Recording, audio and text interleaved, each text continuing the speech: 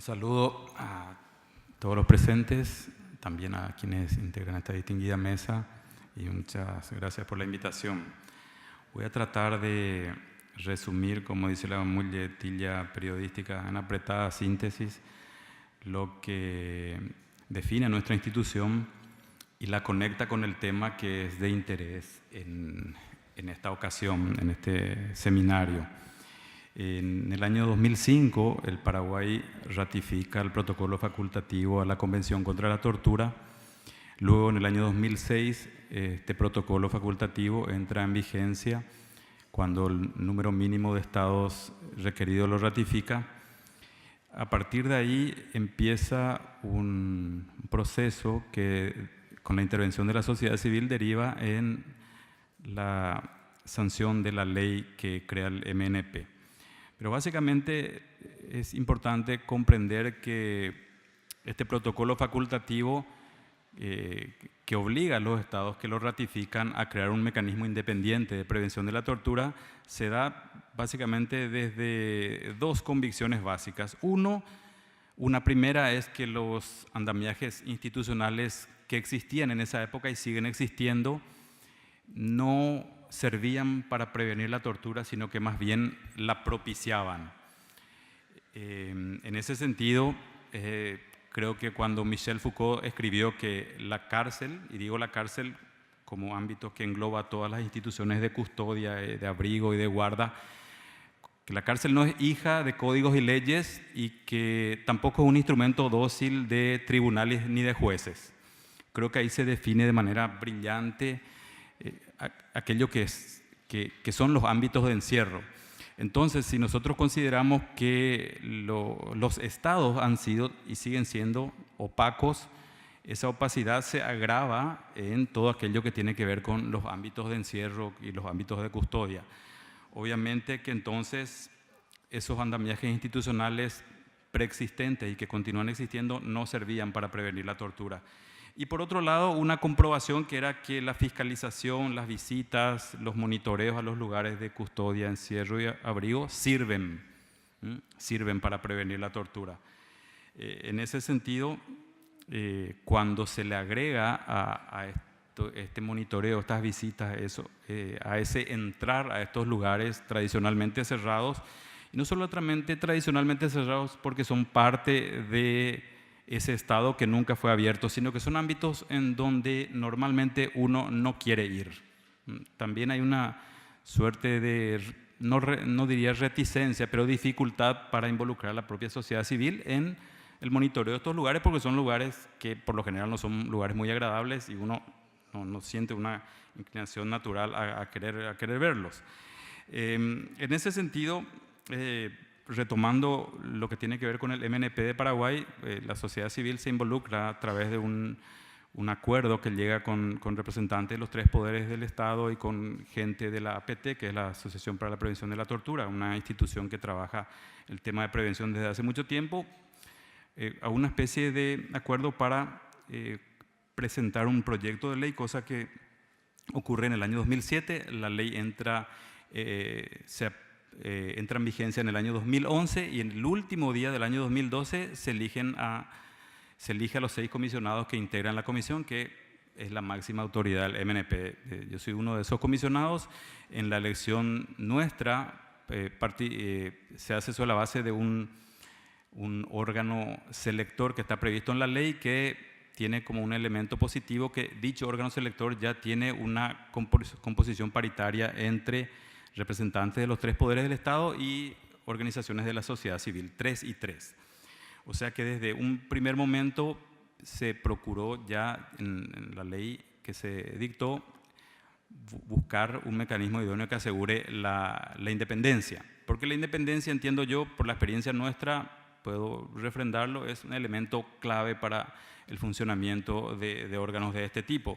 Y voy a dar un ejemplo. En este año 2015, el MNP de Paraguay presentó una comunicación al Subcomité de Prevención de la Tortura, donde hacía un cuestionamiento bastante severo a la labor de las Fuerzas de Tarea Conjunta, que es una fuerza policial militar que tiene la tarea de combatir a grupos armados en la zona norte del país. En esas observaciones que hicimos, cuestionamos una serie de prácticas, no solamente de la Fuerza de Tarea Conjunta, sino también de los fiscales que estaban acompañando esta tarea represiva. Al poco tiempo el subcomité se pronuncia y envía una observación, una comunicación con una observación bastante dura al gobierno paraguayo, diciéndole, entre otras cosas, que debían cesar algunas de las cuestiones denunciadas por el MNP y también debían seguirse las recomendaciones que previamente el MNP había dado y que no habían sido cumplidas. A mi entender, una situación como la que se genera a través de esta comunicación y la respuesta del organismo internacional difícilmente se hubieran dado si en el órgano nuestro hubieran habido representantes del Poder Ejecutivo. En ese sentido, la independencia genera la posibilidad de decir lo que hay que decir, y en el caso nuestro eso es bastante patente, porque incluso siendo todos los otros los miembros del MNP que no representamos a ninguna institución del Estado, las discusiones no siempre son fáciles y los acuerdos son fáciles de obtener. Bueno, eso en cuanto a la elección de los comisionados, donde, como ya se ve, tanto en la redacción de la ley como en la elección de quienes integran el mecanismo, ya hay una participación de sectores de la sociedad civil. Luego, la ley crea una institución que es el escabinado. Los escabinos, y es un nombre que a veces complica porque no todo el mundo comprende de dónde viene y qué significa, pero básicamente son personas de la sociedad civil que forman el Mecanismo Nacional de Prevención de la Tortura con iguales prerrogativas en cuanto a voz y voto e intervención en los asuntos del MNP y no son funcionarios públicos. Aparte de que el escabino puede desempeñarse en diversas funciones, la ley también establece dos obligaciones para el MNP. En ese sentido, nosotros estamos obligados a que se generen estos modelos participativos por la propia ley, y los escabinos intervienen, y ya lo han hecho desde los 2 años que tenemos de existencia, en la elaboración del presupuesto y en la elaboración de la planificación anual. Además, los escabinos, me adelanto un poco a esto, y estoy diciendo un poco apurado porque siento la presión del poco tiempo que tenemos para hablar de esto. Los escabinos también pueden, en su carácter de miembros del Mecanismo Nacional de Prevención de la Tortura de Paraguay, proponer juicios éticos a funcionarios que propicien la tortura u obstaculicen la erradicación de la misma. El juicio ético es a su vez una herramienta que tiene el MNP para censurar a funcionarios que, como acabo de decir, obstaculicen la erradicación o propicien la tortura. La ley además dice que los funcionarios que hayan sido censurados por el MNP, cuando deban ser ascendidos o mantenidos en los puestos en los que están, quien toma esa decisión debe fundamentar por qué, a pesar de la censura, este funcionario va a ser promovido, por un lado. Y por otro lado, el MNP está obligado, y obviamente lo hace en estos casos, debe comunicar a los organismos internacionales de derechos humanos la censura que existe sobre un funcionario. Por otro lado, la ley también, y en ese sentido, sumado a esto a lo de los escabinos, tiene establecida en la propia ley la participación de la sociedad civil en sus actividades y en los proyectos que lleve adelante. Es la única institución que puede dar directamente fondos a instituciones de la sociedad civil. Y dice el artículo 2 que estas organizaciones con las cuales el MNP se asocia integran el mecanismo.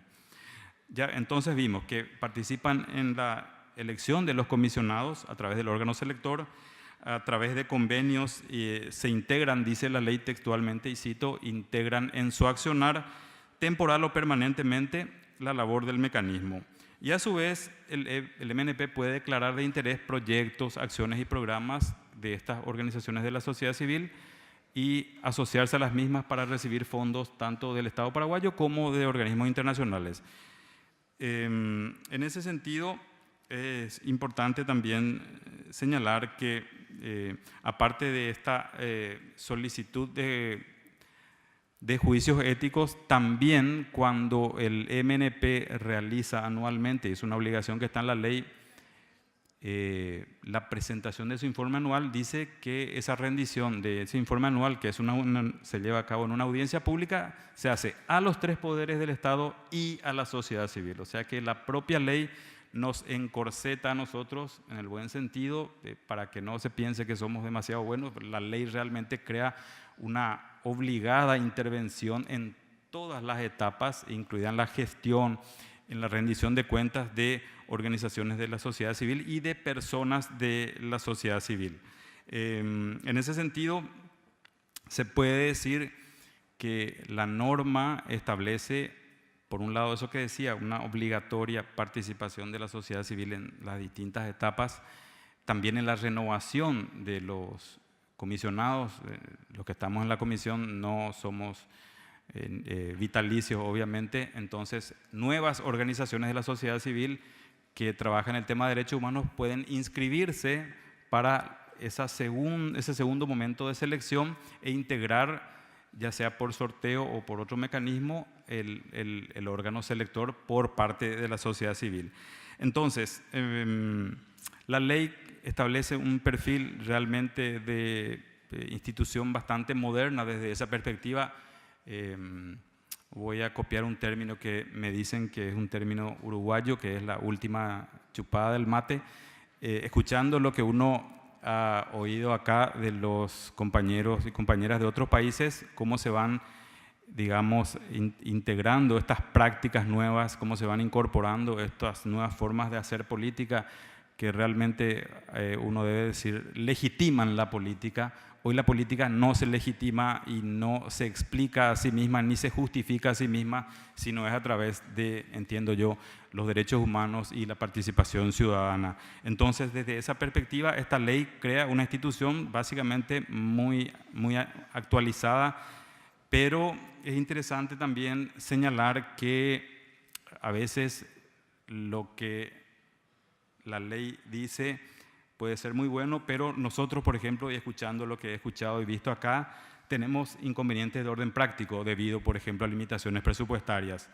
La ley puede ser muy buena, pero nosotros no tenemos hoy día recursos para levantar nuestra página web que está caída y que no permite que socialicemos toda la información que tenemos, y en ese sentido nos coloca a nosotros como una institución que no está cumpliendo con esos parámetros hoy día deseables y exigibles a una institución de este carácter.